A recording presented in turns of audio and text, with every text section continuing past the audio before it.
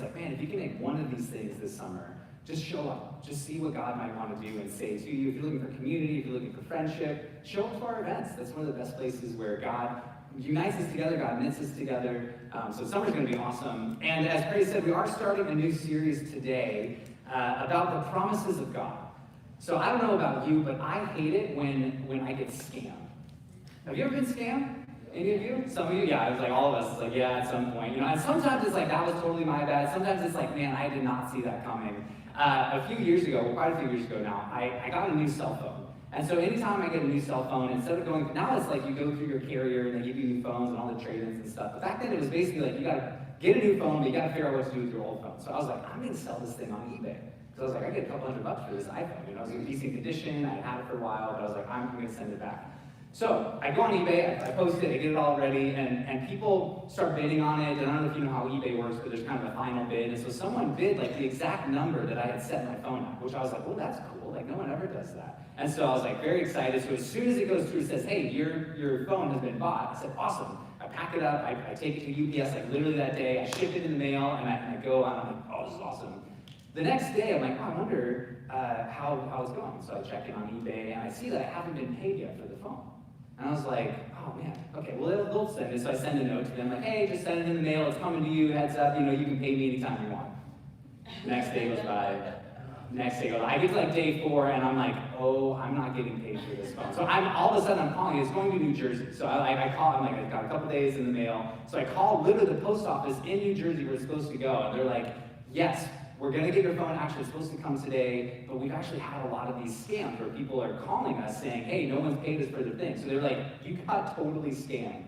And I was like, great, can you send me my phone back? And they're like, we can do that for you, you got to pay X amount. But they did it. So fortunately I got my phone back, but it was one of those moments where it's like, fool me once, like shame on you. Fool me again, it's never happened. Like I am not ever selling anything online ever again. I've learned to just give up. You know, it's like I'm not doing OfferUp, I'm not doing eBay, I'm not doing Mercari, I'm not doing any of these things. I'm going to a brick and mortar store. I'm going to Amazon, so Amazon's going to deliver for me. But it was one of those moments where I realized I had made like this contract. Right? It's like, I'm going to send you this thing and you're going to pay me for it. Like that's just the way it works. That's business. And they just didn't pay me.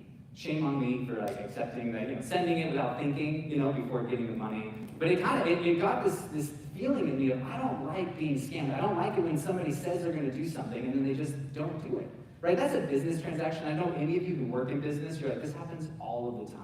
People are shady, things don't happen, things don't fall through, like totally. But in interpersonal relationships, that's way worse than just business.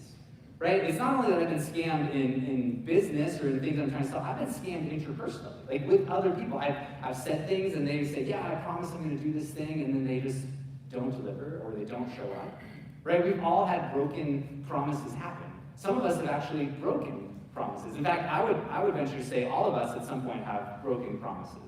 There's a few studies that I want to mention. There's one study that happened where they said around 60% of people who were polled that are in relationships have self-reported breaking a significant promise. So 60% have self-reported, and the other 40% lied about it. We know this. Like, all of us have broken a promise in some way. A 2018 survey by Psychology Today reported that 73% of respondents to a survey that they took said that broken promises had damaged a past romantic relationship.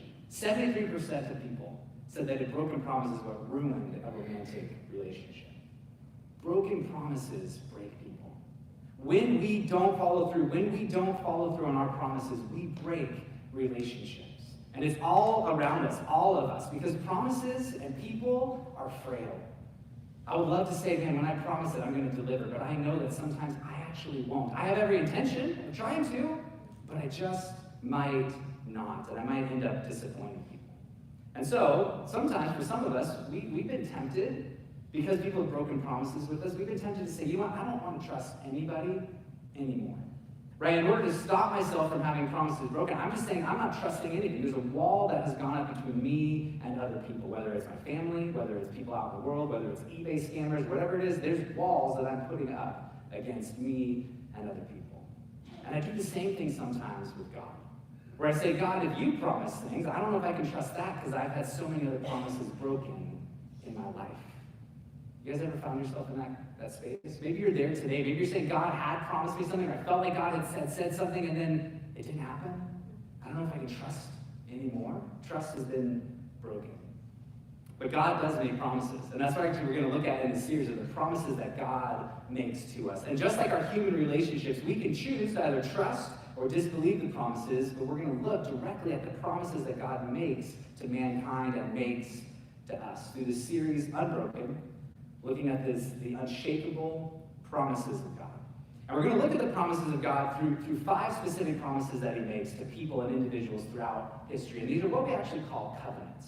So I don't know if you've heard the term covenant before, but covenant is kind of like a promise. It's like I make a promise, I'm making a covenant. But it's so much more to that. And this is actually my description for covenants. Covenants is just a mutual agreement based on a perpetual promise. Mutual agreement based on a perpetual promise. Meaning it's not just a one-time contract where we sign something. Okay, I signed it, you signed it, and we're good to go. It's an ongoing promise that we will follow through no matter what. I often think about it this way. I do a lot of weddings. And when I do weddings, I talk about when the couple is standing up in front of the whole congregation of people and the family and everyone, I'm like, this isn't a legal contract. Yes, we've signed some papers, and yes, like the courthouse has some things, but this isn't a legal contract that's happening here. It's not like I'm signing and you're signing it, but if you break your end of the deal, the contract is off. That's a contract. A covenant is saying, even if the other person completely breaks all of their promises, I'm going to still follow through with mine. It's not contingent upon that person's following through. It's contingent on me upholding my end of the deal. That's what a covenant is. So the question that I have is, I was thinking about this idea of, okay, God makes covenants with us. We're imperfect people. The question I say is, why would a perfect God choose to make a covenant with imperfect people? Why would he choose to do that? That doesn't make any sense to me. Because he knows that we're going to break our part of the deal, because that's just part of who we are. And I want to go back to the very beginning, to Adam and Eve, and think about in the very beginning when God created the world. God created Adam and Eve, he created the plants and the animals and everything, and he created Adam and Eve to be partners with him. Right? He didn't create them just to say, all right, no, you just are my slaves and you do what I say. He said, no, we're partners together. We're going to work this earth together. We're going to work creation together. The greatest joy of God was to create us, to say, you are going to be part of my creation. You're going to help me out. Out of his love, he created the world and he created us. But Adam and Eve, as they were created as partners, they were supposed to rule and subdue the earth and cultivate and work the world. But they were also supposed to trust God. Right? There's a trust thing when it comes to relationship. And what did Adam and Eve do?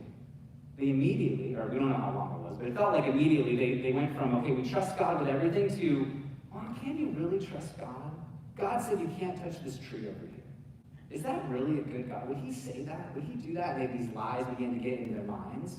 And they eventually said, no, okay, we don't need to trust God. We can trust ourselves. And that right there, that broke relationship with God. God knew from the beginning this was going to happen, but they chose to break the relationship. And sin then created a separation between mankind and God.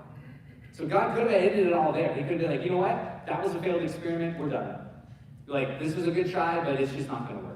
But he didn't. He decided to allow them to continue to cultivate the earth and to be a part of his plan. Although obviously marred by sin, not perfect anymore. The world, if you all know, if you work or if you've given labor, you are part of the outcome of sin in the world. It's hard to live. And yet God says, I'm going to continue to pursue people. And this is what the covenants are all about. He makes covenants with individuals, not with the entire world necessarily, but with individuals saying, you are representative of all of the people. I'm going to still make some promises to you because I am a God who delivers on my promises. He makes promises to Noah, to Abraham, to Israel, the nation of Israel, to David, and eventually he makes promises to the entire world, which we're going to get to. But as God promises these things to them, he says, in exchange, I'm asking you to fulfill certain commitments. Right? That's just part of the deal. So most of these covenants have a two-way system. But what we're going to look at today is actually not a two-party system. This is just going to be a God-only covenant, as we look at the covenant that God makes with Noah. So we're going to be in the book of Genesis. So you guys have your Bibles, you can open up to the book of Genesis. It'll be on the screens as well. But God, as we're going to look at, he commits because that's who he is. He's a God who is unchanging. He's a God of unbroken promises. And today, as we look at the story of Noah, I want to ask you guys, do you need a God who will not break his promises? I do. I need a God that will never change because I look at people, I look at situations, I look at the world around us, I look at politics, I look at the news, I look at everything, and I think the world does not follow through on their promises. And in fact, nobody cares to follow through on their promises. Why would we even try? But it ruins relationships. It ruins the way that we interact with one another. We need someone out there that could just hold on to a promise and actually deliver on that promise. And today, as we look at the first promise that God gives to humans, it comes in the story of Noah. And so if you're familiar with the story of Noah, you know that God looked at the earth after Adam and Eve had procreated, and they had all these kids, and they had kids, and they had kids, and the earth gets populated. But what happens to the earth? Well, the earth becomes pretty destitute. Right? People, as they pursue their own pleasure, their own needs for power, the earth becomes wicked. Right? People, they're not looking to God. No one has a relationship with God. In fact, they all look to the interests of themselves. And the natural result of that is rampant wickedness and corruption and sin. And so God looks at this world and he says, this is the world that I created. These are the partners that I asked to partner with me, and they're not upholding anything on their end. They're not doing anything that I asked. And God's holiness, because he is so perfect, he can't stand the sin that he sees, and so he chooses to flood the entire earth. Right? If you've never heard the story of Noah, if you've heard it kind of throughout, and you think about the reality of that, God literally says, I'm going to start over. I'm going to hit the reset button. I'm going to flood the earth. That can feel harsh to us, right? Like, why would God do that? And we're going to get to that in a minute. But if you understand the story, go to Genesis 6 with me. This is where we're going to be today. We'll start in 6 and we'll jump to chapter 9. Genesis 6, it says, the Lord saw how great the wickedness of the human race had become on the earth, and that every inclination of the thoughts of the human heart was only evil all the time. The Lord regretted that he had made human beings on the earth, and his heart was deeply troubled. That word regretted that it has in there, it really means that actually you can translate it as the Lord repented of making human beings. That's a harsh phrase. God saw that and he felt sorrow for the thing that he had done. See, he saw us and he said, I am sorry because of the pain that this has caused. Not just to him, but to the world itself, to the earth. Humans had broken relationship with God. They'd gone after their own design. And he said, I am sorry that I did this. So God made man intentionally, but they took the capacity that he had given them and they produced evil alone. As a result of the influence of Satan and the turning of men's hearts, humanity had become totally depraved. It wasn't like, oh yeah, it's like kind of half good, half bad. It's like, no, the end result of our humanity, of focusing on what we want for ourselves, is always going to be wickedness and corruption and sin. Right? You know this in your own life. When I try to do things on my own, even if I'm trying my best to be a good person, it eventually comes to be self-serving. Right? It's all about me. What can I get out of this world? How can I make sure I'm okay? Like, it's self-protective. It's not generous, it's greedy, right? Everything goes inward focused. And that's what's happened to the world. Humanity acts in ways that are deceptive and divisive and ultimately destructive. And it's interesting because in our world today, we talk about this enlightened progressivism, right? Like where this idea of, okay, if we just gain more knowledge, if we work harder, then the world will naturally just become a better place, right? That's actually the lie that we've been sold as Western civilization.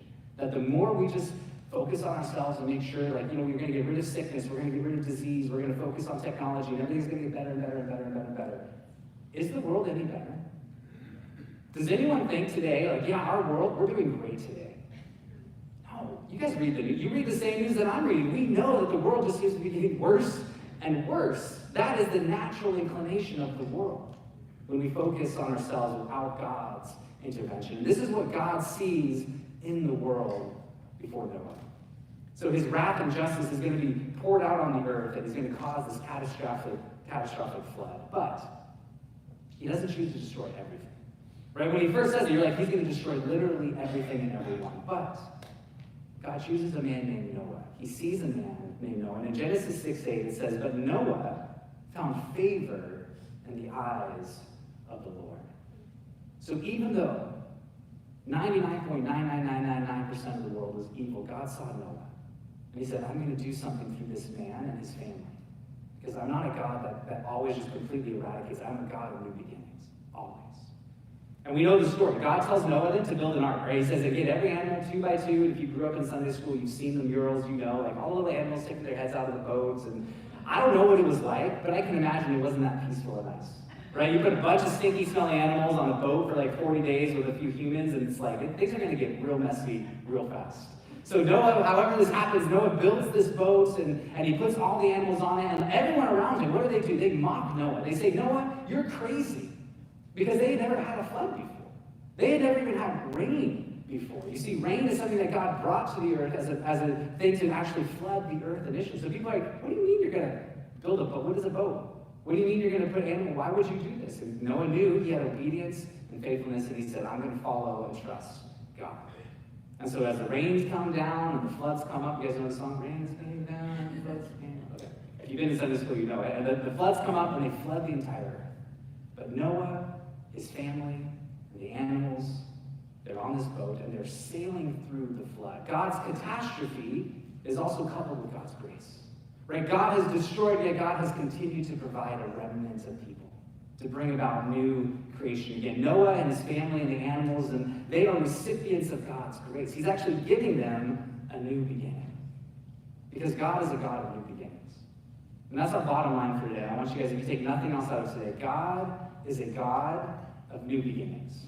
He always gives us new beginnings. And the new beginning that he gives to Noah, it actually parallels what happened at the very beginning in Genesis with Adam and Eve, where God creates the earth, he populates it with plants and animals and people, and he gives Adam oversight over the earth. He's told to be fruitful. And we see actually the same thing again. God has continued to keep a remnant, and he says, I'm going to start over with you guys. We're going to try this again. And we jump to Genesis 9. So after the flood waters recede, God meets with Noah and his family. And it says this in Genesis 9:1. Then God blessed Noah and his sons, saying to them, be fruitful and increase in number and fill the earth, just like he said to Adam and Eve. The fear and dread of you will fall on the beasts of the earth and on all the birds in the sky, on every creature that moves along the ground, and on all the fish in the sea. They are given into your hands. Everything that lives and moves about will be food for you. Just as I gave you the green plants, I now give you everything. God has saved them, and he's given them everything again. God is a God of new beginnings. And he gives Noah and he gives this world a new beginning. See, by choosing to save Noah and his family, God is making a radical choice. He's choosing to build on something that is inherently broken. Right? He knows that humanity is broken. He knows that humanity cannot save themselves, that they cannot do the things he's going to want them to do. They cannot be the perfect people that he had created in the very beginning. He knows that. And yet he still chooses to use them. Noah is righteous. It says in the Bible, Noah was a righteous man, but Noah wasn't perfect. And his sons after him were even less perfect. And the sons after those guys were even less perfect. And pretty soon we get to all of a sudden saying, wow, man, humanity is just as screwed up again. What happened? Why would God have given them a new beginning if he just knew where it was going to head, where it was going? God doesn't just choose to start over with these imperfect people. He doesn't just say, all right, let's hit the reset button and see how this one goes, and hopefully if this doesn't work, we'll try it again, and if that doesn't work, we'll try it again. God doesn't do that. Instead, God actually makes a promise to these imperfect people. And we find this promise in verse 8 of chapter 9. Then God said to Noah and to his sons with him, I now establish my covenant with you and with your descendants after you, and with every living creature that was with you, the birds, the livestock, all the wild animals, all that came out of the ark with you, every living creature on earth, I establish my covenant with you. Never again will all life be destroyed by the waters of a flood. Never again will there be a flood to destroy the earth. In the face of what God knows will go poorly for humankind as they continue to grow, he still decides to make a promise for them.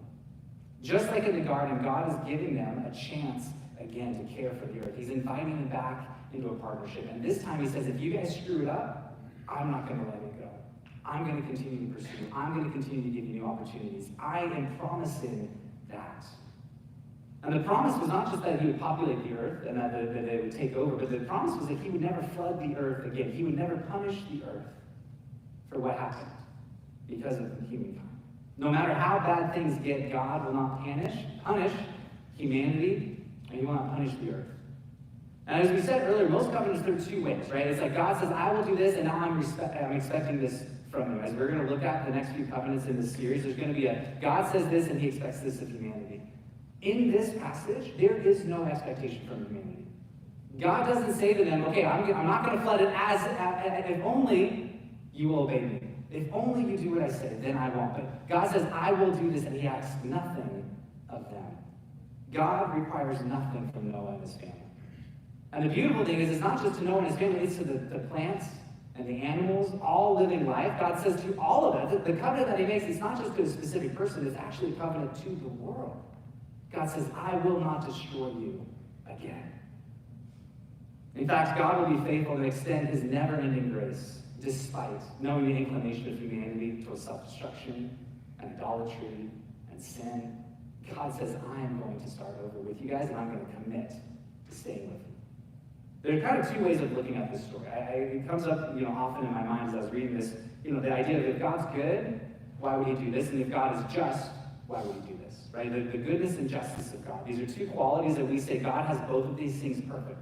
None of you guys, none of us, have justice and goodness perfectly. I wish I did. I'd be a great parent if I did, but I don't. I'd like to think I do, but I don't. But the first question then is, if God is good, why would he flood the earth at all? Isn't that barbaric? Why would he have done that in the very beginning? He's supposed to be good and loving and kind. But as we already said, the flood was a result of the wickedness and depravity of people. The kindness of God was in creating people in the first place. To say, I have created people in my image. I have invited them into partnership. I have asked them to be with me, and yet they've broken and severed that connection. And so the justice of God actually required the flood to say, I can't live with it. This is beyond what I can handle. This is not going to work. We're not going to be able to jive together. So I believe God is just in punishing the wicked. We all would say, yeah, God is just when he punishes the wicked. But if God is just, why would he not flood the earth again? Right? If he did it the first time, and if he did it the second time, you would think he would want to do it more, because we're never going to follow through with what we say we're going to do. We're never going to live up to what God expects of us. Justice demands payment. Rebellion, it puts us in debt. So humankind, we're not obedient. We're not perfect. We weren't after the flood. We still aren't today. So his justice would feel like, well, he should flood the earth again. He should just get rid of us. We're not doing what he wants us to do. Why wouldn't he just do that? Well, it's because God's not just, he's also good. And these two things, again, in me, I can't understand it, right? When I look at my kids, I got two boys, and it's not, when you have one kid, you can kind of get away with, all right, I'm a good parent, because, they don't have to, compare to anyone else. But as soon as you get the second one in the mix, you allow one kid to do something, the second kid's like, well, that's not fair. They got to do it, how come? And so you're like, okay, I'll do that. And then well, now you're playing favorites. Or now you're just, and it's going back and forth, I can never be just enough. I'm never fair enough. Constantly, I'm I guess I'm just not fair. I'm sorry, guys. That's life. Yeah. I'm not a fair parent. But I'm also sometimes not a good parent, right? Because when I give generously to one, the other one says, oh, that's not good enough. Or when I'm harsh to one, not the other, it's man, you're being too harsh to me. It's I can never find the right balance. And that's just with two kids. Imagine 8 billion people, which is how many people live in this world right now. 8 billion people. A perfect parent is the perfection of justice. There's justice in the world, but there's also goodness and mercy in the world. And if I were to put myself in God's seat and say, I can do that better than God, then I'm fooling myself. I don't know where God's heart is. I don't know why God chooses to do what he does, but I have to trust that his promises and the balance of his justice and his goodness, that they come out perfectly somehow. Because he's so much greater than I am. There's no way that I can understand the decisions that God chooses to make. God essentially is the perfect parent that we all need in this world. And he's also way more gracious, and way more kind and long-suffering than we ever give him credit for. And in fact, he's way more gracious and kind and long-suffering than I would ever be if I was God. So I'd be I don't know, there's a lot of bad stuff. I don't think I can even handle this. And yet God continues to show grace, because that's who God is. See, sometimes when God chooses kindness to people, when we don't think they deserve it, we don't want that. We're that's not fair, God. We need you to be more just. Right? You've got to follow through. Those people, they were bad people. You need to do something about that, God. But then as soon as we experience grace from God, our tune changes. I'm oh, I like this. I like when I screw up, but I don't get in trouble for it. That's great. I should be punished, but you didn't punish me? This is awesome. But you can't have it both ways. See, God's justice and his goodness, they combine into this perfect mix where we say it's got to be about trust. Right? If we say we believe in a God who takes care of us, who loves us, we got to trust that God is actually watching. And today, I would say for each one of us, when we experience the grace of God, it reminds us that God is a God of second chances. Maybe today you need to hear that for the first time. God gives us second chances. He's not going to destroy the earth. He's not going to destroy you. He loves you. And he wants more for you. Maybe the question is, do you need a new start with God today? Do you need to trust that God is saying, hey, I'm here, I'm good? Just like I didn't destroy the earth when I could have the second time, or the third time, or the 15th time, or the 1,000th time, I don't want to destroy you. In fact, I want to give you a second chance. And maybe some of you today, you've experienced that new start with God. You've experienced the God of new beginnings. You know what it's like. You need to be reminded again, God does this over and over and over because God is a God who follows through on his promises. Through his covenant to the world, we all get a chance for a new start. Every single one of us. This is a direct result of God's commitment to Noah and to the earth. So I want to go back and just look again in verses 9 through 8 through 11. This idea that God commits comprehensively, and God commits completely. So the first thing is God commits. What does God commit to? We kind of already looked at it, but God initially, he commits to restrain his wrath. We see this in verse 11. He says, I establish my covenant with you. Never again will all life be destroyed by the waters of the flood. Never again will there be a flood to destroy you. So God's commitment is that this earth will not be destroyed again. And in fact, if you know anything about kind of the end times and what we believe, what the Bible says is, God's not going to destroy the earth. He's going to recreate the earth. He's going to remake the earth to be a perfected earth. He's not going to destroy it. He's actually going to recreate it to be even better. Because God, again, God is a God of second chances and new beginnings. So God commits. But secondly, God commits comprehensively. Verse 8, then God said to Noah and to his sons with him. Comprehensively means not just to one person, but he commits to many, many people. The first is God commits to Noah and his sons. So he commits to a specific family. He says, you guys, I'm going to take care of you. But secondly, he says in verse 9, he says, I now establish my covenant with you and with your descendants after you. And you know what the good news is about that? We are his descendants. We are Noah's descendants, every single one of us. And so when God says, I promise, it's not just to Noah, it's not just to his family, it's to us. God's promise continues to us today, verse 9. Verse 10, and with every living creature that was with you, the birds, the livestock, and all the wild animals, all those that came out of the ark with you, every living creature on earth. God's promise is not just to humanity, but it is to the animals and the creatures of this earth. He says, I will not destroy this earth. You are home. And lastly, verse 11, it says, I establish my covenant with you. Never again will all life be destroyed by the waters of the flood. And this phrase, all life, it literally is like all flesh. Anything that's living and breathing. It's a common biblical way of referring to humanity and all the good and all the bad and everything that we will not be destroyed. God commits comprehensively. His covenant promise extends to all of life.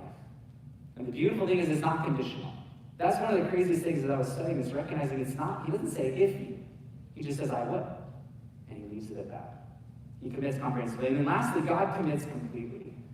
In addition to repeating the phrase, I establish my covenant, which he does 3 times in these verses, for 7 times he actually uses the word covenant in this passage. And if you know anything about biblical numerology or like numbers in the Bible, 7 is a really big deal.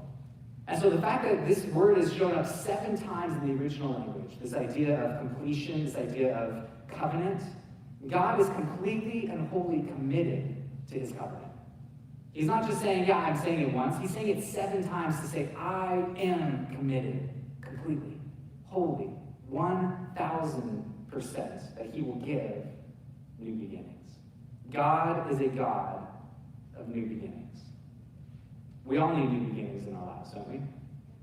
And if we looked at our lives, every single one of us, we would have a story of where God has given us a new beginning. I have a ton in my life. But one I was thinking about for this specifically was I accepted Jesus when I was like 5 years old. I was little. My dad was a pastor. It was like the right thing to do. I love God. I got baptized, did all the things.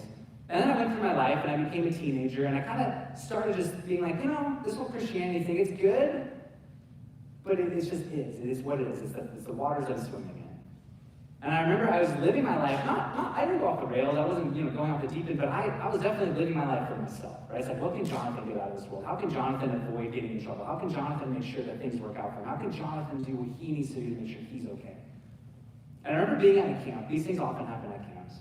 And I was up in the mountains, and we had the speaker for some reason was showing a Braveheart clip, right? I love Braveheart. It's like one of those manly, but there's something about that, instead of getting pumped and excited, it actually made me broke down in tears.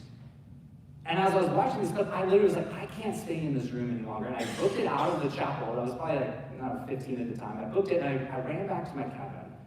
And I jumped into my bed, and I got under the covers, and I bawled my eyes out. Because I realized that whatever the speaker was talking about, I don't remember even what it was. There's something about it that was telling me, Jonathan, you are not at all following God. You think you are, but you aren't. And God said to me, Jonathan, I want to give you a new beginning. I want to actually literally give you a new heart. A heart for me, a heart for people, a heart for this world. And it was that weekend that I felt the call. Actually, I recommitted to my life to Jesus. I said, Jesus, thank you that you give me second chances. Because if left to my own devices, I would be going on a path that I don't want to end up on. And that second chance, God used that to then call me into ministry. God used that to bring me to Biola University. God used that then to meet my wife and to start our family and start working at our church and to now end up here. It's like God uses the second chances that he gives us for his purposes. God is a God of second chances and new beginnings. And we all of us, need new beginnings, don't we? We do. The beautiful thing is that God doesn't just give us new beginnings, that he actually gives us signs of his promises that he is going to give us new beginnings. Right? Go to verse 12. God said, this is the sign of the covenant I am making between me and you and every living creature with you, a covenant for all generations to come. I have set my rainbow in the clouds, and it will be the sign of the covenant between me and the earth. Whenever I bring clouds over the earth and the rainbow appears in the clouds, I will remember my covenant between me and you and all the living creatures of every kind.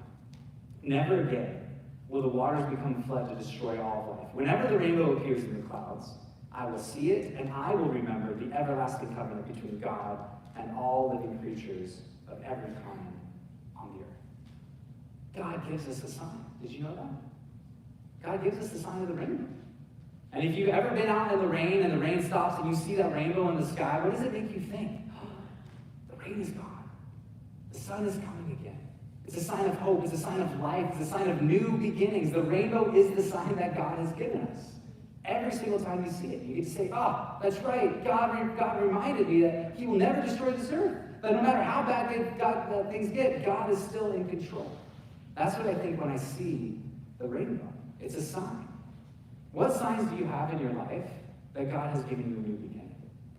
You see, there are signs for us everywhere, all around us, where we get to look at and we get to remember God has done this thing. We talked about a few weeks ago, rocks of remembrance, building rocks up to remember what God has done, to say, remember when God did that thing? You see, these signs, they're signs of the promises that God's made us. They're signs of the things that we've seen to look back and say, God did it then and God's going to do it now, or God chose not to do it then, God's not going to do it again now. When Michelle and I got married, we had the song sung in our church, Blessed Be the Name of the Lord. And it's the song that for us, we had gone through some things, and every time we went back to the song, we're like, in the good and the bad, God's with us. And we literally printed the lyrics, we put it up in our house, and we had it up there for like 10 years. That just said, blessed be the name of the Lord.